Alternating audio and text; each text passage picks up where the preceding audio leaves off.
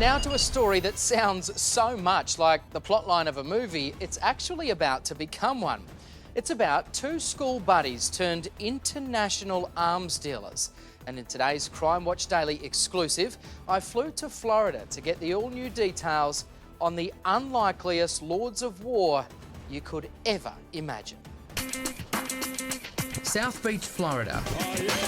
The epicentre of babes, booze, drugs and non-stop partying. The club's not exactly the place you'd find a couple of 20-year-olds from a strict religious upbringing, one the son of a respected rabbi. I met Ephraim in synagogue when we were both teenagers. But these two guys are very different. They bring much more to the all-night party-till-you-drop club scene than just weed, cocaine and money to burn. And they don't try to hide it. We'd say, we're international arms dealers. You know that war in Afghanistan? All the bullets are coming from us. And they would look at us strangely and be like, you're full of shit. And we're like, no, really. No, really is right. These guys, David Packow and Ephraim Diveroli, were America's youngest lords of war. Stoner dudes partying all night in Miami's hottest clubs and then raking in millions from government contracts after sunrise, hitting the bong every step along the way. As you're working your way through these multinational contracts, you're also half-baked. Yeah. Baked or not, Packow and Diveroli were on their way. This is, I guess, in essence, where it all began. Yeah. You sit down at the computer, you get on Google and you type in Fed Biz Ops. Yeah. And what if you're a couple of young guys from Miami who want to get into the arms trade? What category do you go to? Small business.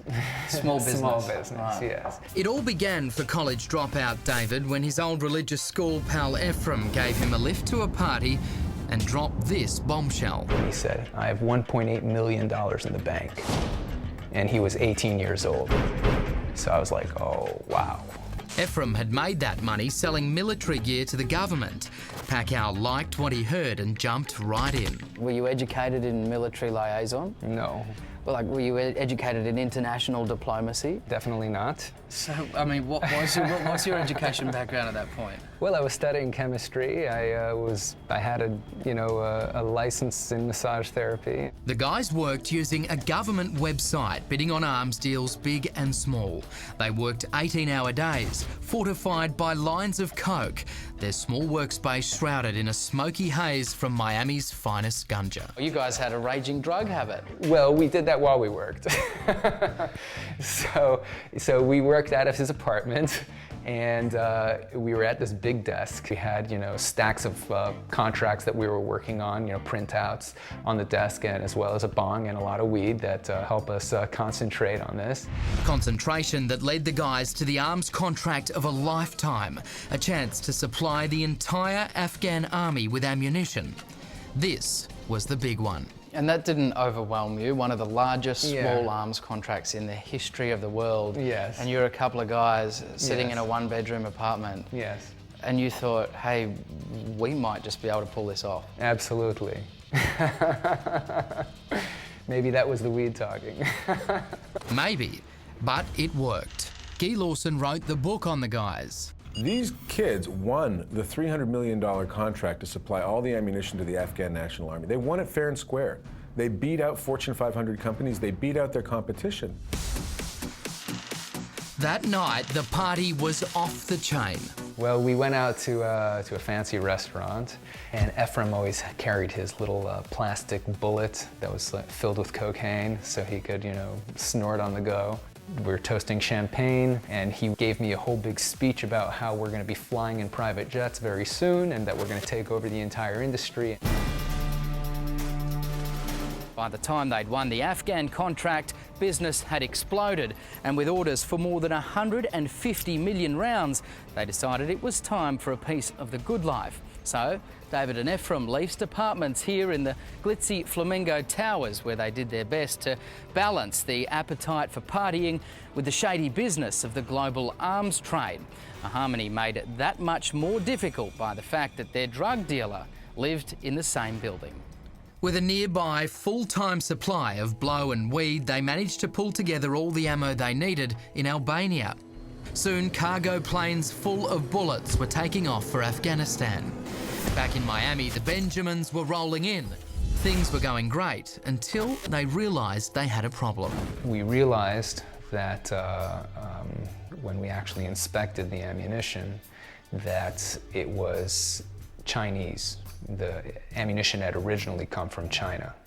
And it specifically said in our contract with the Army that that no Chinese ammunition was allowed. And that's where they got into trouble. The guys had to hide where the ammo was made. So they hired an Albanian businessman named Costa Trebica to repackage the ammo, getting rid of Chinese markings before shipping it out to Kabul. In legal circles, it's called fraud. They're naive. They don't understand how things really work. They didn't get the consequences of what they were doing. They were smart enough to get to a place, but not smart enough to make it really work.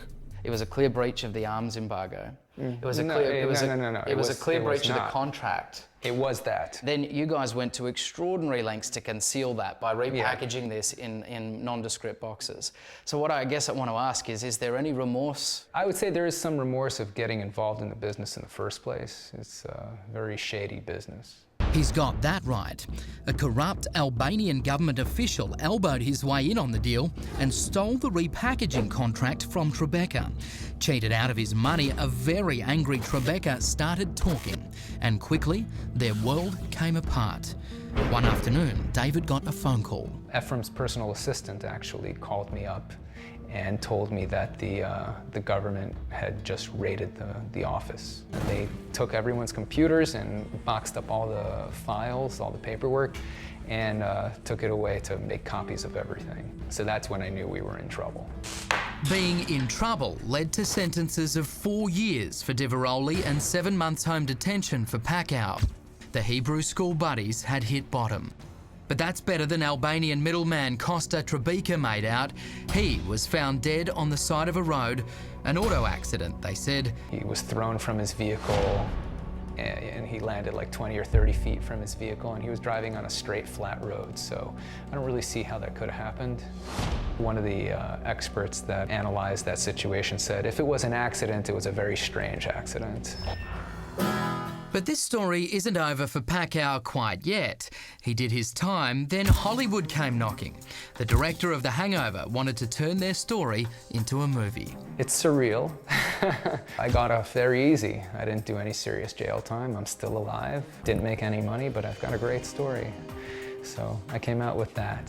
From masseur to college dropout to failed international arms dealer to house arrest, and then a front row seat at a Hollywood premiere. What more can you say? I mean, we've got to give it to you. You guys were, as a couple of stoners, you were enterprising. Yes, definitely. You have to be. You were bold. Yeah. You were stupid. We were. You got to, like, when you look back, do you think definitely. that, oh my God, like we were stupid at times? Absolutely. Absolutely. The movie Arms and the Dudes is set to come out next March. Miles Teller will play David Pacau, and Jonah Hill has signed on to play fellow stoner arms dealer Ephraim Diveroli.